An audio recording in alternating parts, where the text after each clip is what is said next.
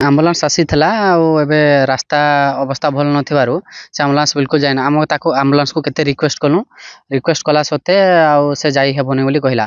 ଆଉ ତାପରେ ଆମେ ଆମ୍ବୁଲାନ୍ସ କର୍ମଚାରୀ ସହ ଯିବା ପାଇଁ ବାହାରିଲୁ। ବାହାରିଲା ବେଳକୁ ଯାଇଥିଲୁ ଅଧା ଦୂର ଏମିତି।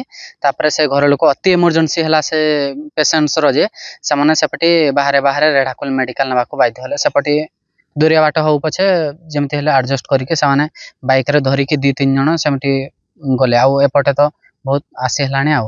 ବୋଲେ ଆମ୍ବୁଲାନ୍ସ ବାଲା ଯେନ୍ ଯାଇଥିଲେ ନିରାଶ ହେଇକି ଫେରିଲେ କି ନିରାଶ ହେରିକି ସେମାନେ ଫେରିକି ଗଲେ।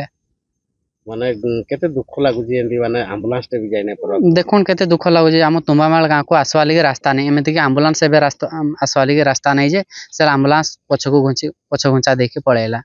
ଆଗରୁ ବି ଜଣେଇଛୁ ନା ଆମେ କେମିତି ରାସ୍ତାଟା ହଉ। ଆଉ 2023 ମସିହାରୁ ଗିରିବରନାଥ ଦିହାରେ ଦେଉଛୁ, ସଗଲଟ ସାର୍ଙ୍କୁ ବିଡିଓ ସାର୍ଙ୍କୁ ଦେଇଛୁ, ବହୁତ ସାର୍ ଦିଆହେଇଛି। ତାପରେ ଏତିକି ଏମଏଲଏ ଏମପି ଏମିତି ଆସନ୍ତି ସେମାନଙ୍କୁ ବି ଦିଆହେଇଛି, ବାକି କେହି ଶୁଣୁନାହାନ୍ତି। ତାପରେ ଆମେ ଭାବିଛୁ ଯେ ଯଦି ଏଇଠି ରାସ୍ତାଟା ନହେଲା ଭୋଟ ବର୍ଜନ କରିବୁ ବୋଲି ଭାବିଛୁ। ଆଉ ଦରକାର ପଡେ ରାଜ ରାସ୍ତାରେ ବି ଓହ୍ଲେଇବୁ।